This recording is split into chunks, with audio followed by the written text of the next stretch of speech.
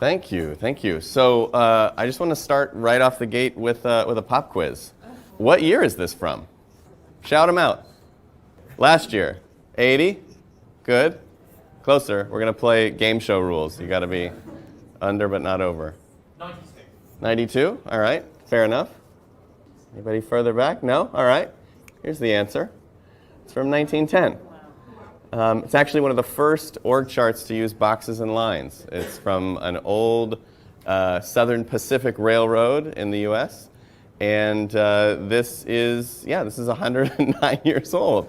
And what I find fascinating about that is when I show this, I usually get guesses ranging from about 1850 to yesterday or even tomorrow. This is next month's org chart release. And what I find fascinating about that is if I'd shown you a picture of literally anything else, a shoe, a house, a car, a dress, a phone, you would have been able to carbon date it better. But when I show you the main instrument by which we visualize all of human labor, you're kind of like, there's a century of range on when that thing was invented, right? And so, one of two things is true. Either it's perfect and we can all go back to work and just cut it short today, or there's something about it that's quite intractable and quite hard to change, right? And so we have to just sit with that for a second. So that's the first pop quiz. There are two more. The second one is to look at these ways of working, right? So these are ways of working that I've collected from a mysterious source, insisting on doing everything through channels, not taking shortcuts to expedite decisions, when possible referring matters to committee for further study and having those committees be as large as possible, haggling over the precise wordings of emails and missives to customers and to our fellow employees when we make changes, etc. Referring back to matters decided upon at the last meeting, right? Maybe in a private one-on-one or over coffee or around the water cooler or in an email or a Slack message saying, hey, I think we should make a decision differently than what happened in the room. And then my personal favorite as someone that works with large companies, multiplying the procedures and clearances involved in issuing instructions and paying checks and so on. See that 3 people have to approve everything where 1 might be enough, right? So show of hands, who's ever seen these behaviors in the workplace here or elsewhere in the past, maybe? Has a spouse who's dealing with this? Yeah. Does anyone know what these are from? It's kind of a funny story. So most people guess that they're from clients that I've observed and worked with. But I didn't come up with these, actually. These were invented. They were invented in the 40s at the height of World War II, when the precursor to the CIA was trying to figure out how to sabotage enemy businesses. And the idea was that people that were Confederate to us, that were on our side but inside enemy businesses, would use these approaches to slow those businesses down and grind them to a halt. So that was the idea. And it's actually, there's quite a long list. There's about 14 or 15 things. I chose my 5 favorites, but there are many, many more in there. And so what has effectively happened is in the space of 80 years, we've gone from this being obviously nonsensical to sabotage being indistinguishable from work. That effectively most people in the modern economy are working in an environment where we're actively sabotaging ourselves with the way of working, at least in terms of how people might have thought, 60, 70, 80 years prior, right? And what's interesting is that in the midst of that, the things that have maybe served us well in the past are starting to fail us. So we're all, of course, aware of, assembly lines and the factory model of working and having, hierarchies of managers and thinkers and doers separated and all that. But somewhere along the lines, that has started to fail, and it's really not something that we talk about much. So if we look at indicators like the average lifespan of a company, down and to the right over time, right? Used to be a dynastic 60-year run that you would have on a big index like the S&P 500 if you were a big successful company. Now it's closer to 10 years. Every 2.5 weeks a company falls off that list from either dying and sort of pulling a Kodak or getting dealt with in M&A. Return on assets, which is a much better indicator of business health than, say, its stock performance. The stock can be manipulated a little bit, but the ROA is just how much profit can we generate with what we own. Very hard to manipulate, and that's gone in the same time period from close to 5% to down to nearly 1%, and it's on its way down, which essentially means we can't make more profit with more stuff. When we get bigger, when we get more global, when we get more interconnected, suddenly we become immobilized. And we're seeing the same thing happen with productivity growth. So if you track productivity growth over the last century, it has gone down and down and down to the point where we're not getting any more gains, right? We're inventing all this incredible stuff. The people in this room and in this company are inventing things that you would think, oh my gosh, the device in my pocket has more power than the computers that took us to the moon. And yet productivity, we're not being able to make more per hour than we were 10 years ago or 20 years ago. It's really sort of grinding to a halt. And when you ask economists why this is happening, they scratch their heads. They're kind of like, we're really not sure, or they debate about it. What's interesting is when you then ask people what's going on, they say that they're not super psyched about work. So 1 in 2 people is kind of thinking about quitting, thinking about maybe how they're unhappy in their current job, they're disengaged, they're working for the weekend. About 1 in 5 or 6 people is actively sabotaging their colleagues and playing the politics game and playing the how do I succeed at the expense of others game. And so, so we're not thrilled about work as a whole. And what's staggering to me about this data, this is Gallup data, is that this has been the same for 20 years. I mean, every year they release the data with this big fanfare, and it's like, oh, disengagement went down by 1%, from 52 to 51%. And we're all just okay with that. We're okay with the fact that most people spend 1/3 to 1/2 of their lives in an environment that they're not psyched about. And that's just the way the world is, I guess, right? So that's challenging. Now, as I mentioned, when you ask what's going on, when you ask the economists, when you ask people that are looking at the system as a whole, what is happening, they scratch their heads. But when you ask the people at the edge, they'll tell you. Bureaucracy is what's happening. What's happening is that the policies and structures and boundaries and processes and rules and norms by which we govern our behavior at work have metastasized into something that we're no longer fully in control of and that we no longer fully understand. And so it's slowing us down. It's creating friction. It's creating tension. It's creating dissatisfaction. And that dissatisfaction has a cost. It has a very real cost. So to give you an example, I like to talk about it in terms of organizational debt. So think about financial debt. You borrow money, you owe interest. That interest is a pain point for you until you pay it back. For those of you that work closely in software development, technical debt, you kind of rush to get the software out the door, and later on those choices have a cost. You have to work to refactor and reintegrate the code that you've created. Organizational debt is sort of a third concept, and I actually think the most pernicious. Organizational debt is all the rules and policies and structures we've created that are no longer serving us, but that we haven't refactored, that we haven't changed, that we haven't updated to reflect the present day. So there's sort of like something that maybe someone back in time understood why we did it that way, or maybe it once made sense, but it doesn't make sense anymore. Perfect example. So there's an auto parts, a brass foundry in France called Favi. And they are incredible at what they do. They're one of the only companies in that space that's been able to survive kind of the outsourcing boom. They're one of the only profitable, successful factories in that space in Europe. And when their prior CEO came to take over the job, he noticed as he walked the floor for the first time, someone standing by a cage of equipment with a slip of paper, just waiting. And he said, "Hey, what are you doing?" And he said, "Oh, well, I'm waiting for new gloves." Okay, and what's the paper all about? Well, when you need new gloves, you go to your manager, you show the boss your gloves that are no longer working, that are worn out, and they approve that they're no longer working, and then they give you a permission slip, and you leave your machine and you go over to this cage where all the gloves are under lock and key and all the equipment is under lock and key, and you turn in that permission slip and you wait while the person goes back and finds the right size and whatnot, and then they bring it back to you and stamp all your pages, and then you can go back to work with your gloves. And he had the CFO with him, and he said, "Hey, how much did the gloves cost us?" Well, they're about €5. "And how much does it cost us for this man's machine to be down for 30 minutes? €5,000. Okay, so that's organizational debt. And the gloves were free the next day and from then on until the present day, right? So what happened there is somebody stole a pair of gloves. Somebody went into the storeroom and took all the gloves or took a piece of equipment, and a leader whose job it was in their head to ensure perfect execution and ensure compliance and safety and efficiency was like, "I'm going to stop that from ever happening again. And the way I'm going to do it is by creating this elaborate process," right? But in fact, the process costs us more than just the trust and the judgment that would have gone into a much simpler system. So there's organizational debt everywhere. I've never met a team that's like, we don't have a stupid policy, we don't have a thing that's in our way or slowing us down from doing our best work.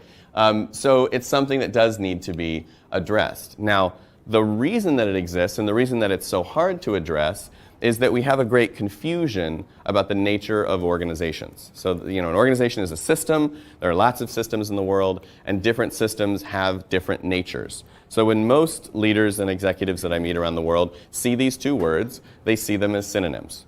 So they say, oh yes, complicated, complex, that means things that are frustrating and that I don't understand and that have lots of parts and that are very hard to kind of break down. And if, they're all the same, complicated, complex, I use those words interchangeably.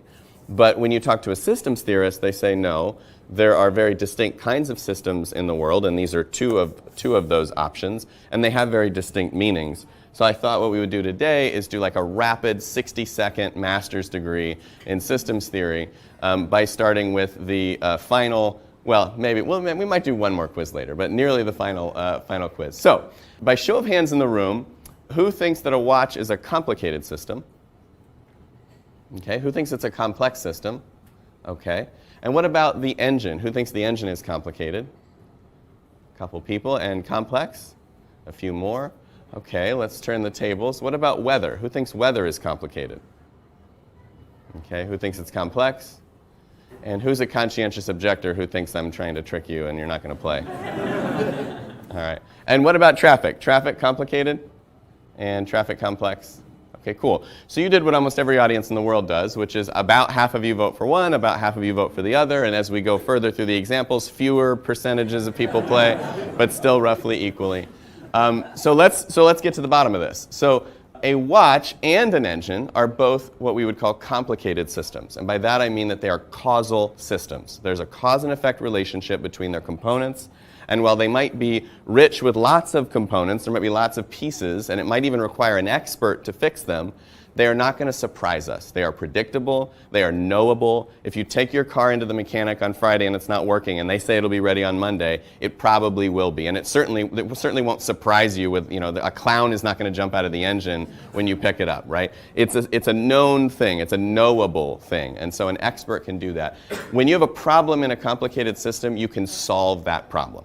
You can solve the problem. Then we have complex systems. Complex system is like weather or traffic or your immune system or a 6-year-old, things that we can't predict, right? That we have a sense, we call them dispositional systems. They have a vector, they have a way they're trending, right? It looks like it's probably going to rain today, but we can't be sure exactly how much and exactly where. Right? The only way to understand a complex system is to interact with it, to go outside, to be in it, to poke it, to see what happens when something occurs. And so you're always in dialogue, you're always in engagement with a complex system. The best way to identify one is if the thing you're looking at has a chance of surprising you, it's probably a complex system. If it's going to just come out of nowhere with a reaction you don't expect. And so with a complex system, problems are not solved, they are only managed. Right? Nobody ever comes in from the garden and says, honey, I fixed the garden. It's done. Right? That doesn't happen. You have to nurture it. You have to be, in relationship with the garden. And the same thing goes for a 6-year-old, right? You can try your damnedest to get that kid to go to the school of your choice. It might work, might not. So complex systems require that kind of interaction. So then the question becomes, well, what does that mean for organizations? So what do you think? What conclusions might you draw from your recent master's in systems theory? What's that? The organization is a complex. Yeah, the organization is a complex system. It's not a complicated one. There are complicated tasks and problems inside an organization. If I ship a FedEx envelope, there's a very high probability it's going to arrive the next day.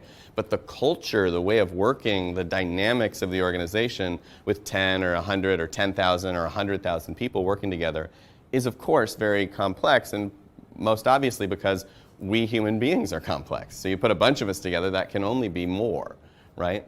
And so if that's true, then that means that the way we engage with the organization when we think about culture and way of working and change has to be appropriate. It has to be fit to the context. So for example, when I talk to leaders who are quite frustrated because they've just gone through a culture change initiative where they wrote down all the values on posters and put the posters up, and people are still not behaving differently, I laugh because effectively they're shouting at the weather, right? They're just sort of like, yelling at a thing that doesn't respond to that. You can yell at the weather, you can yell at the garden all you like. That's not how things change in a complex system.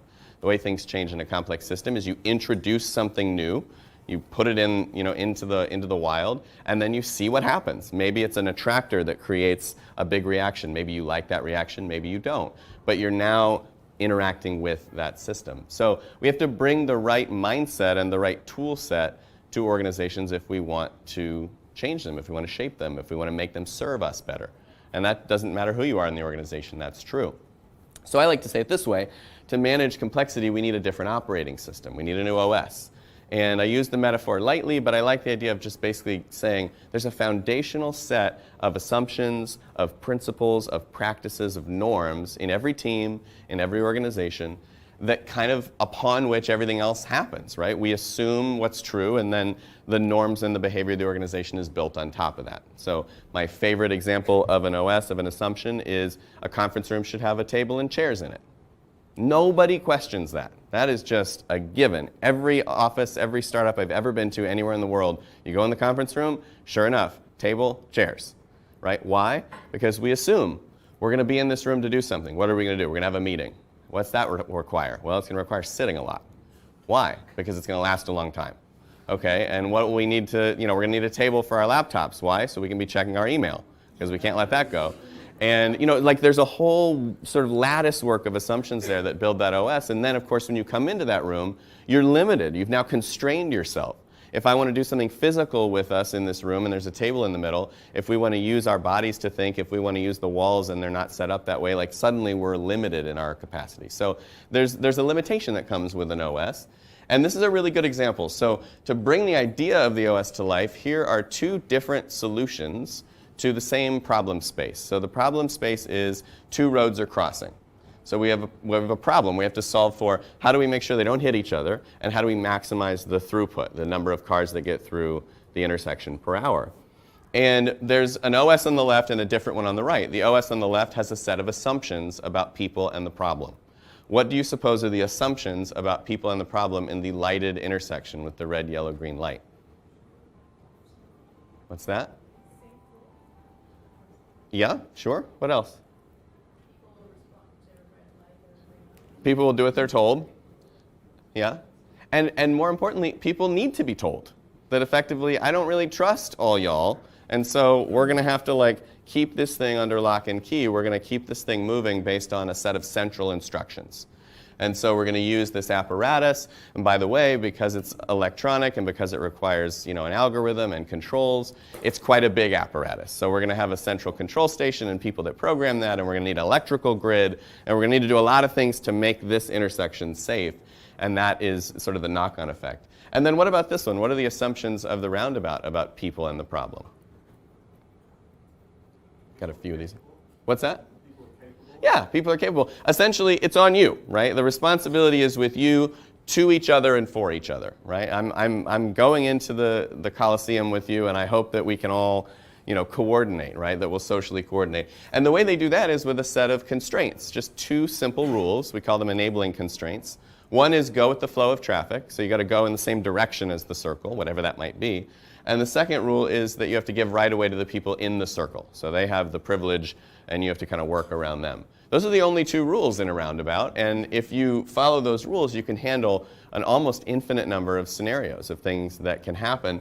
And to know how true that is, you only have to look at one of Europe's 8-lane roundabouts to see just how profound those simple rules can be when put into practice.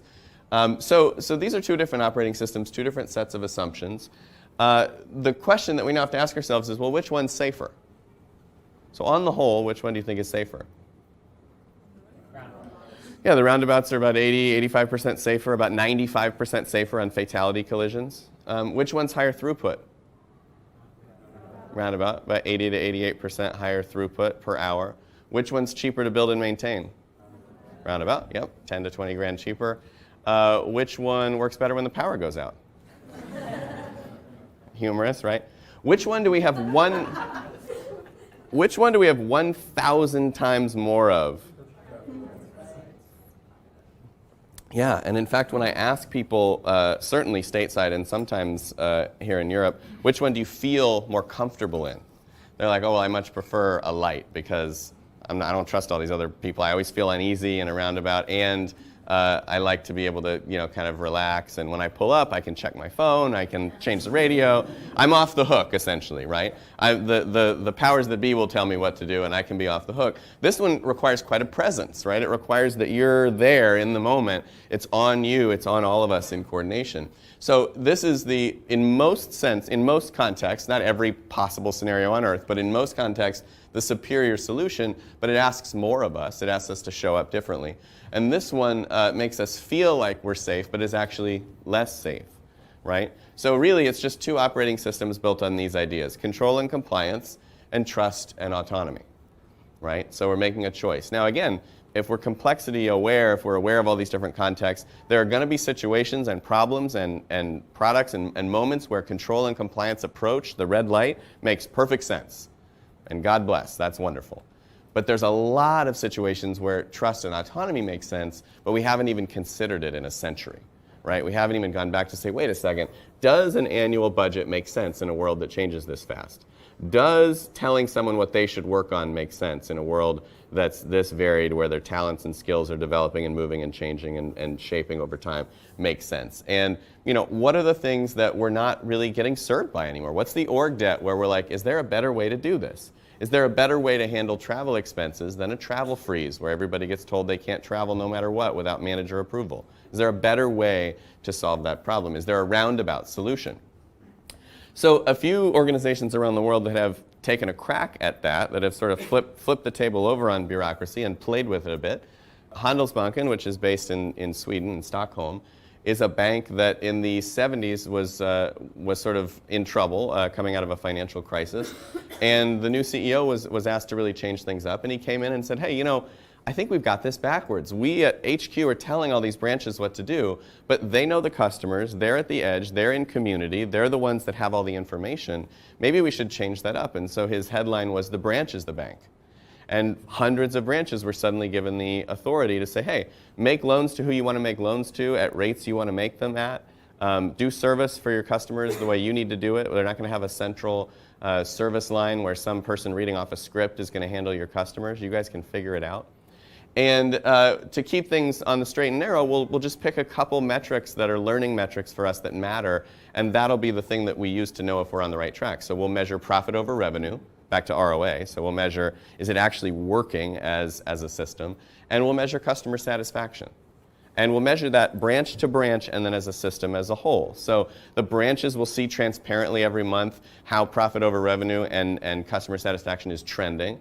And then we'll see as a system as a whole how we're doing versus the aggregate industry. And in order to sort of fix the incentives problem in the financial industry, we won't have these big individual bonuses and these incentives to sell, or create 15 different accounts for a customer that doesn't need one. Instead, what we'll do is we'll just track profit over revenue for the entire category here in Europe. And if we're better than the average, then everybody gets, a bonus to their pension. And if we're not better than the average, then we just roll right into the next year and everyone's paid fairly, and that's fine. And so we're all winning together and losing together, right? And so they went and made this play. And for 40 straight years, they've beaten the average of all the people in their competitive set on profit over revenue and customer satisfaction. And they've actually gone so far as to sort of blow up their annual budgeting process and move to something that's more dynamic, that's more local, that's more regional. Because again, as long as you're tracking profit over revenue and customer satisfaction, what difference does the plan make? What matters is, are we performing this week, this month, this quarter, this year? Through every financial crisis that we've had, the big ones that have really shaken the system, they've been able to just very resiliently skate over that because they don't make stupid loans. Why? Because no one's incentivized to. Or Morningstar Tomatoes, which is an American tomato processing company. It's actually the world's largest. So if you've had some ketchup lately, you might have had something to do with them. Their founder decided that it was already a tough enough industry as it was, and so to make it more vibrant and more interesting, we would let all the employees write their own job descriptions and set their own salaries. When I say that, people are like, but of course, they've done it for 20 years. So this is a company where their category average profitability is about 2%. Their average over the last 20 years is 20%. So they're a 10x outperformer where people are writing their own job descriptions and set their own salaries. How do they do it? They do it with an advice process. So every year I sit down, I write what I think I want to do this year and who I want to do it with and make an agreement with my colleagues, and then they react to that. They give me advice. This is overshooting, this is undershooting, you're really good at this, I can't wait to work with you on that. This is something that I think you should consider. And people edit their take because they know they're going to be working with these peers. They're in relationship with these peers. So there's a social pressure instead of a top-down pressure. And the same thing goes for comp. So they have these elected compensation groups in every pocket of the business. And when people propose their salary, they're doing it with total transparency about the firm's profitability, the category averages, what their colleagues get paid, and for what. And they're saying, all right, well, this is what I think is fair. Then they get advice, and then they modify their take based on that. And again, this is all judgment-based. It's trust-based. So if they say, I think I'm worth $20 an hour, and everybody else is worth $15, the system's going to let them play that out. And they're going to find out what are the reputational consequences of that? What are the social consequences of that? What are the P&L consequences of that? That's going to be found out. And if somebody does something so aggressive in a system like this that it can't be tolerated, there's a conflict process that someone can engage where they'll have some mediation and some discussion, and they can use their judgment and their adult communication to try to find a way forward. And that's something that they very rarely need. So that's something that's going on at Morningstar. For those of you that have read the book Turn the Ship Around, I'm a big fan of David's work on the USS Santa Fe, where he inherited the worst performing ship in the Navy, essentially, a nuclear sub that was not doing well, was told he could not change the staff of that sub, had to actually keep them exactly as they are, but needed to turn the ship around. And he did this through a series of adjustments that increased transparency and increased clarity about what competency looked like, but most importantly, increased empowerment. So people would come to him and say, Captain, what are my orders? And he would say, well, what do you intend to do? And he'd say, I have no idea. No one's ever asked me that before. He's like, well, come back when you know what you intend to do. And over time, people realize we have to show up ready. We have to show up prepared for our role to captain because he's not going to tell us. So they'd come and say, oh, I thought about it, and I want to go 45 degrees north and dock and refuel and do this training exercise and then go back out to sea. And he'd say, very well.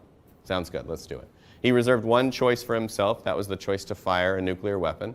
That he was going to keep for himself, just out of pure responsibility. But everything else was distributed to the system. 2 years later, it was the highest performing ship, produced more officers than any other ship in naval history. It's a great story. I highly recommend you take a look at it. And then last but not least, Hire's a Chinese appliance manufacturer that has done some really interesting things in the past few years. Their CEO started to recognize that they were getting further and further removed from customer. And that was because of functionalization. So you have HR over here and design over here and marketing over here, and everybody's trying to communicate, but they can't because we're in silos, and the end customer is not hearing or seeing that value. And so what they did is they took a 60,000 person company and they blew it up into 2,000 autonomous teams. Each team had a product or a service, internal or external, that they were responsible for, and each team had a customer, and it was end to end. It was P&L level responsibility. So it's make or break. You decide when it sinks or swims. If you fold up your tent on a product that you're trying to make happen, that doesn't mean you're fired. You just move in the marketplace to another system. You start a new innovation project or you join another existing team that's scaling. So there's a kind of a career pathing and a role mix ecology inside the system that's quite powerful. And this has been so remarkably successful that in the past few years, they've gone from 60,000 to almost double that number of employees. They've become the world's fastest growing appliance manufacturer. And they actually acquired GE Appliances in the midst of all this and implemented their model there. And for the first time in a decade, that business posted a profit and a revenue growth. So there's a real power to this connection to customer and this new structure that focuses on functional integration and speed and connection rather than, how do we centralize things to make them more efficient, right? Because it would be so much more efficient if we put all the lawyers together and got rid of half of them.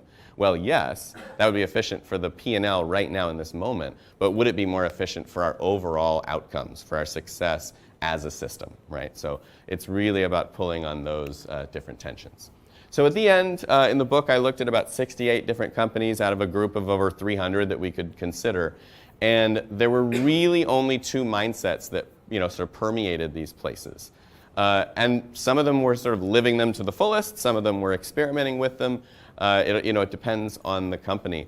But these were the two ideas. One was that they were generally people positive, meaning they sort of took the roundabout take on how do we feel about people and risk. And the idea was people are worthy of trust and respect. People are capable of using judgment. People are capable of growing and learning themselves if left to their own devices in the right environment. And that we ultimately seek autonomy, mastery, and purpose, as self-determination theory and Dan Pink would say. Those are the things that really unlock our motivation, not some end-of-year bonus scheme that's going to sort of mess with our wiring. And then complexity conscious, which you all now have a master's in, was really just about the idea that they recognized that the market was full of different contexts, that the organization was full of different contexts, and that we needed the right approach for the job. So if we're dealing with something that's uncertain, that's going to surprise us, we need to have the right constraints, we need to allow for emergence, we need to test and learn. All the values of agility and lean and those sorts of things that we hear bouncing around the industry are all sort of rooted in this basic idea that if it's unknown, then we need ways of knowing and finding out. We need ways of doing this dynamically. We don't want to make big commitments to a 3-year plan or a budget that's going on forever or a set of choices that are going to come back to bite us. We want to actually learn more and steer continuously. And that's the big idea there. One of the founders of sociocracy, which is one of the sort of early distributed authority systems based in the Netherlands, used to talk about a bicycle as an example. He would say, if I told you to ride from point A to point B on a bicycle, and I locked the handlebars, if I screwed them down tight, you would fall down in 3 seconds. Like you cannot ride a bike when the wheel doesn't turn. And I invite you to try it with proper padding. But you immediately fall over. What you actually do when you ride from point A to point B is you keep your eye on B, and as you overshoot left, you correct right. And as you overshoot right, you correct left. And you're doing this in micro adjustments all the time. When you're riding, you're not even aware of it. You're unconsciously micro-adjusting, always heading towards intent, always heading towards purpose. And that should be the design of the organization. That should be the design of any organism that's trying to achieve its intent, is that it's continuously steering, that it's continuously adjusting towards its collective and stated intent, rather than saying, all right, let's lock these at 17 degrees and pray, and we'll check again in January. So everybody says, great, that's lovely, Aaron, let's change. But here's the problem. Change is impossible and change sucks. So even though we're all excited about this, we can't do anything about it. That's because we view change as something that looks like this. It is essentially the mourning process. Change is a death to us in our culture. And so we have, this, I don't want to do it, and then we're forced to do it, and then we trip and fall, and it's miserable, and then some of us have this moment of epiphany, and then we crawl back up, and we're 5% better off than we were when we started, which to me seems like a horrible way to do it. And of course, if you can afford a very fancy, exotic consulting company, then it looks like this. And so now you have the exact same thing, but with more bullet points, and it's in 3D. And again, like if this is your vision of change, of course you're going to find yourself frustrated, because what does a system of progressive steps, of linear steps of change assume about the nature of the system itself? That it's complicated, right? It's treating it as a watch. We're all in the discover phase, and then we're all in the visualize phase. We're going to do a survey of what's broken, and then we'll tell you the most important things. Oh, there's a lack of trust at XYZ company. Well, that was the average take. But if Bezos walks into a bar, the average net worth is $100 million. But that's not true. That's not what's really going on in the bar. What's really going on in the bar is there's a rich guy and a bunch of poor people. So we have to recognize that when we start to talk about averages, when we talk about us all being in the same stage, that we're doing change like the organization is a watch, we're going to find ourselves frustrated. And so what we do instead is we change how we change to a different model. And that model looks more like this. It is teaching teams at every level, at every shape, I don't care whether you're flat or hierarchical or whatever you are, to do this looping process. And this looping process is about taking back ownership of our way of working. It's about saying the way we work as teams is something that we care about, that we think about, that we nurture. It is our second job. Our first job is to do what we do. Our second job is to be org designers and to shape the way we do it, and that's always going on. So it starts with identifying, well, what are the tensions you hold? And the question I always ask teams when I start out with them is, what's stopping you from doing the best work of your life? That's the bar for me. What's stopping you from doing the best work of your life? Because if you're not doing it, life is short. Like, what are we doing here? And so then they'll say, oh, we have meetings to prepare for meetings, Aaron, and it's nonsense. Or we have way too many emails. Or we have a lack of trust. Or we can't make decisions quickly. Or my boss talks nonstop and I never get a word in edgewise. Or we're not diverse enough. Or fill in the blank, right? There are hundreds of things that you can hear. They're all fine. Whatever's true for the team is true for the team.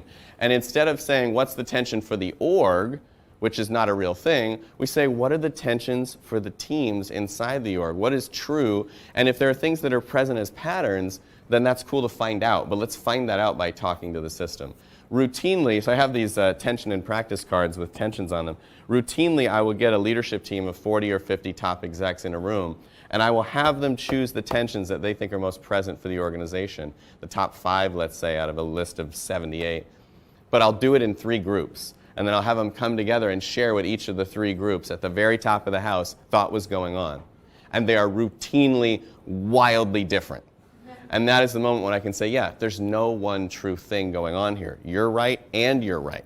But now what are you going to do about it? So we find our tensions. We pick the ones that are most present and alive for us.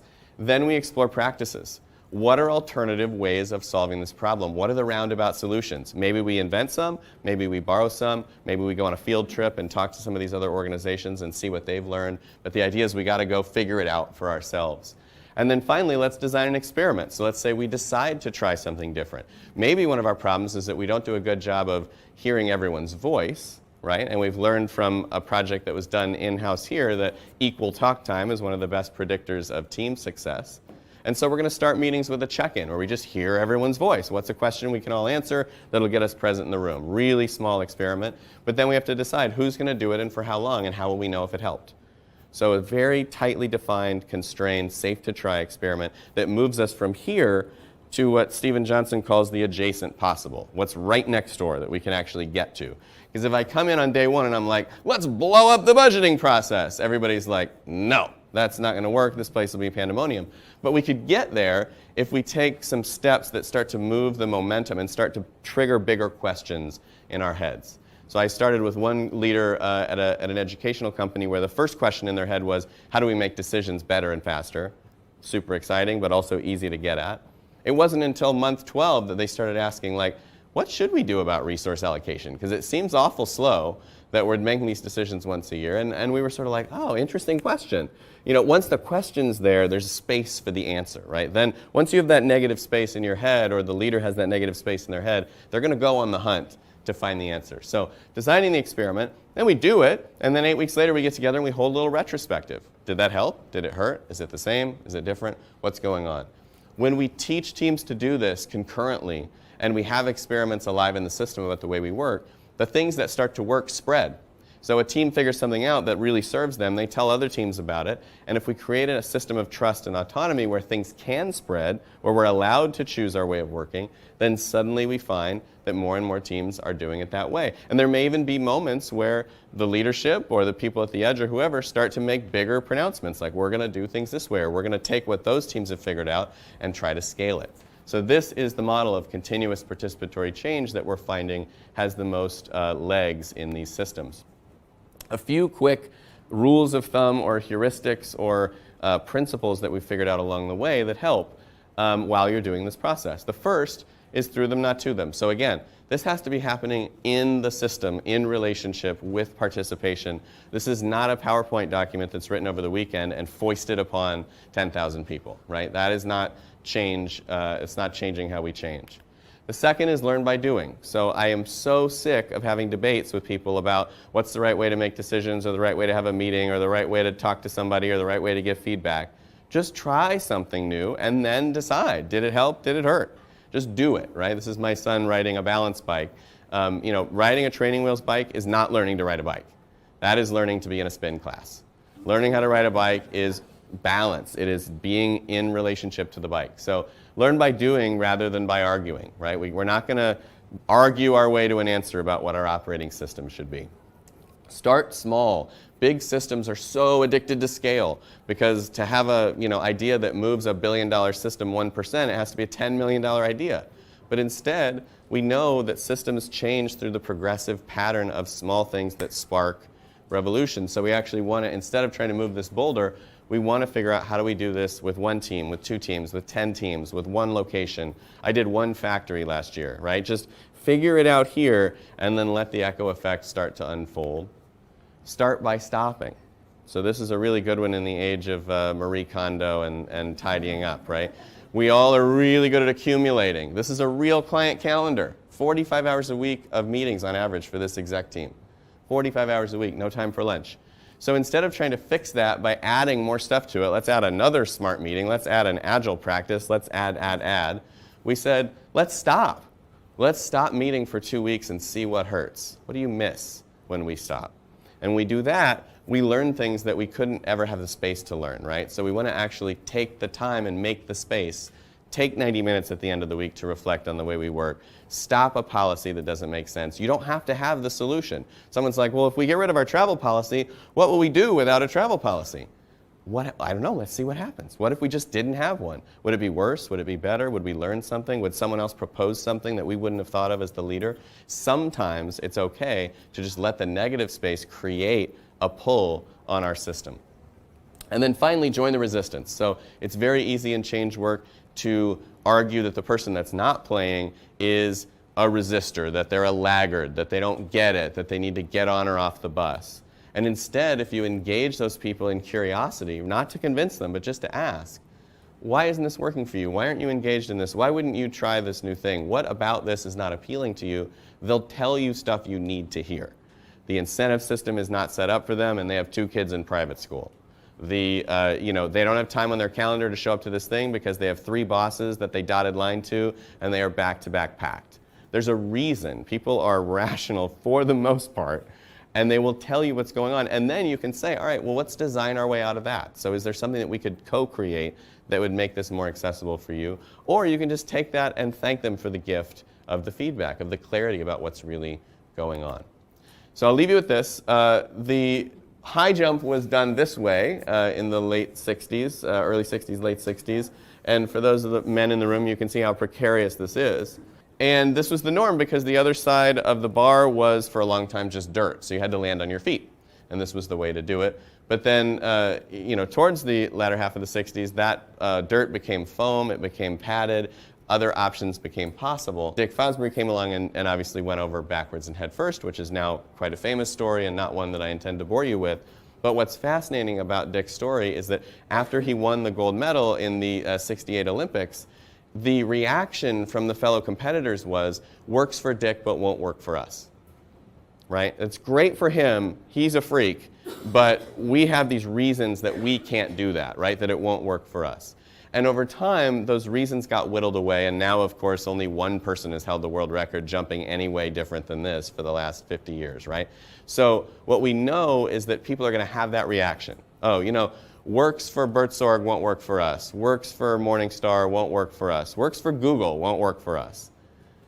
That's not really a great excuse. The way to find out what will work for you is to jump.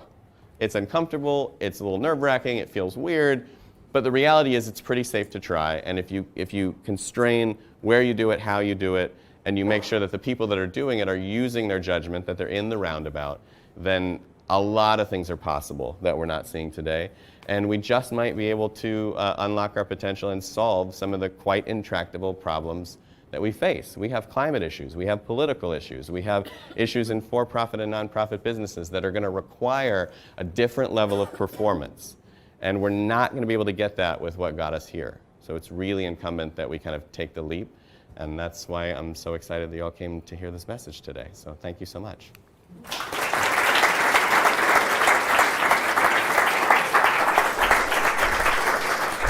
We have about 10 minutes for questions. Does anyone have a question they'd like to ask? I just wondered, what's been your experience of working with the executives and getting them all excited about an idea? What then happens after that? Like, do you continue to hold their hands, or do they go away and implement, or do they go away and it sort of falls by the wayside? Yeah. So what we have found is most helpful is to have at least some coaching support, both internally and externally. So when we get started, we'll start by having kind of a red pill, blue pill moment to see, like, do we want to go deeper into the rabbit hole? And if we have that alignment and we have the right mindset, then we might provide a couple coaches into the system to kind of be present and help the teams that are looping kind of stay honest to the loop and stay honest to themselves. And then we'll also find people internally who are very excited about this stuff and maybe have been trying to agitate this themselves, and we'll kind of start to bring them into the fold as coaches as well, so that as practices bubble up and we realize, oh, this is a way of meeting that really works here, this is a way of sharing that really works here, this is a tool that we're getting excited about, they can become kind of knighted in those things, and that way when we're not needed, which is hopefully soon, then there's still a support structure in place. One of the things that's not often talked about is most of the cases in the book have a set of internal people who are coaches with no authority, who exist purely to serve teams at the edge. So, in Buurtzorg, I think there are 14,000 nurses now out in their distributed system, and there are 50 people in corporate, and of those, like 15 are coaches. So if a team throws up a distress signal like our numbers aren't looking good, or our engagement isn't good, or we're not feeling right, or something's off, they can request a coach come in, and the coach labs in with all that systemic knowledge and just tries to help. But again, they have no authority to tell that team what to do. So there's an ecology like that in most of these systems that we see in some way, shape, or form. Are there one or two examples which come up again and again? I mean, I know, for example, at Google, we have, with our corporate credit cards, anything under $20, you don't need a receipt for. Right. And that's a really good example where we are trusted. Totally. And that just eases it through the system. Do you find examples similar or other where it comes up again and again in large corporations? Yeah, well, I think to your point, the thing that comes up again and again is the concept of what W. L. Gore calls a waterline. So the waterline is when you're sailing a boat, if you get a hole below the waterline, everybody dies. But if you get a hole above the waterline, you can patch it when you get back to shore. And so what they taught their people very early on is when you're making a decision, any decision, we trust you, and think long and hard about, is this decision above or below the waterline? If it's above the waterline, knock yourself out. And so for different companies, that's at different levels, right? My company can only risk so much. A bigger company might be able to risk more. But we know where our waterline is. And then if it's below the waterline, seek advice. So go to people that have done it before, go to people that will be affected by it, and seek advice before you make that decision. And then for those very few decisions that are really critical, maybe it's an integrative decision. So it means that multiple roles have to consent to that before they act on it. So for example, we can't change the maternity and paternity policy at my company without multiple roles consenting. But someone can spend $10,000 with advice, and someone can spend $1,000 whenever they want. Right? So there are different levels of clarity. And then when you see decisions being made that don't align with maybe what you would do, there's a question to ask. A, is it safe to try? So is the learning that will occur worth the squeeze? Because again, if we just protect everybody from learning, then we end up immobilized. We end up with these very incapable teams, right? It's sort of like raising a kid where you don't let them skin their knee.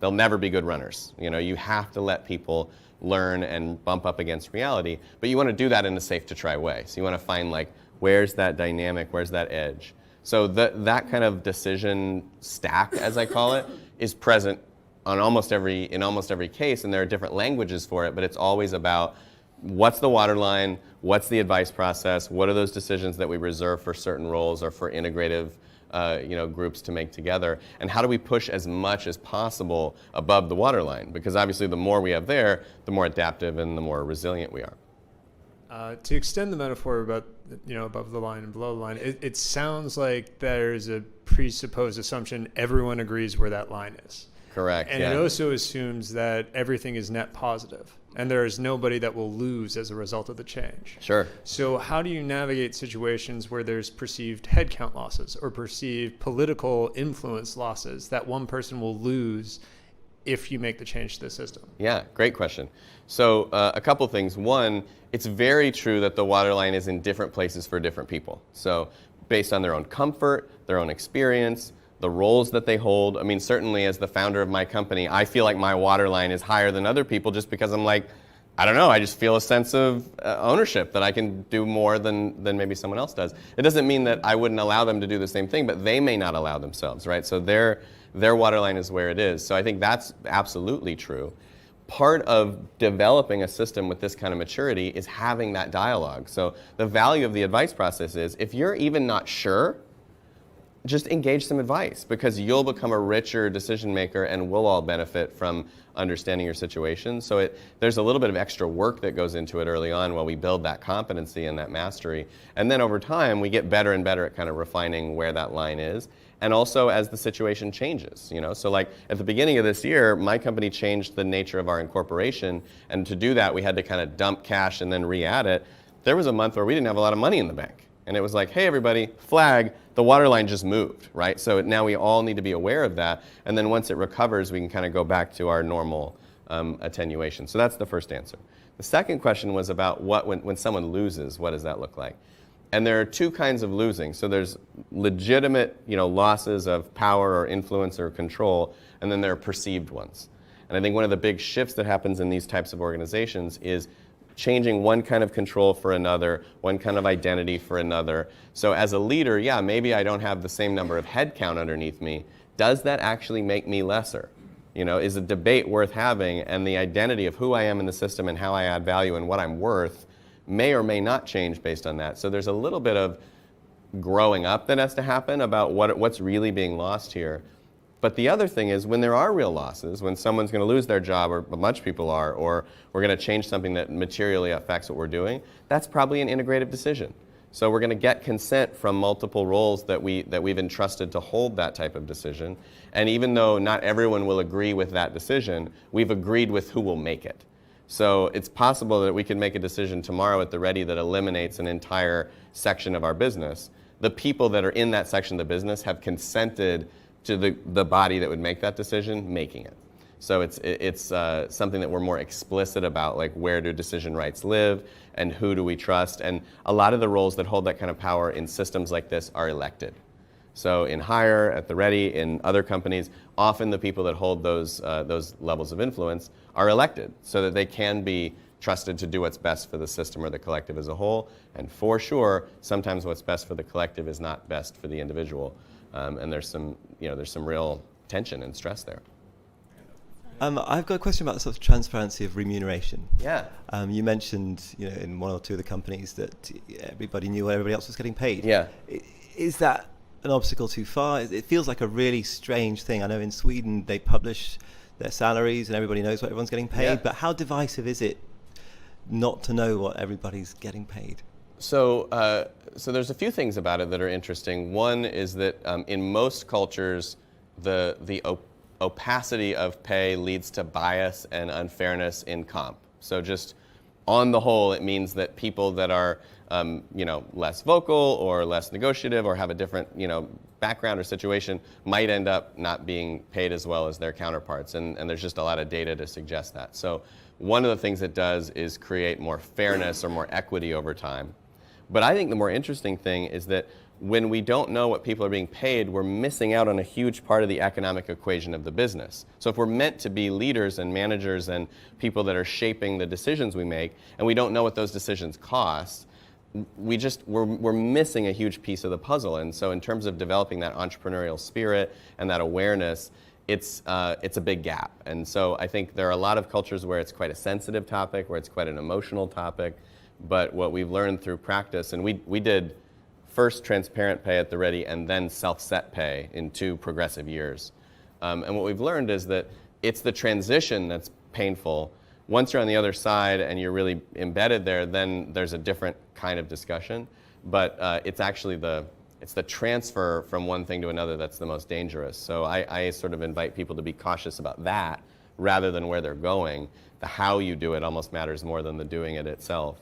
But yeah, on the whole, I think I definitely come down on the side of the benefits outweigh the costs.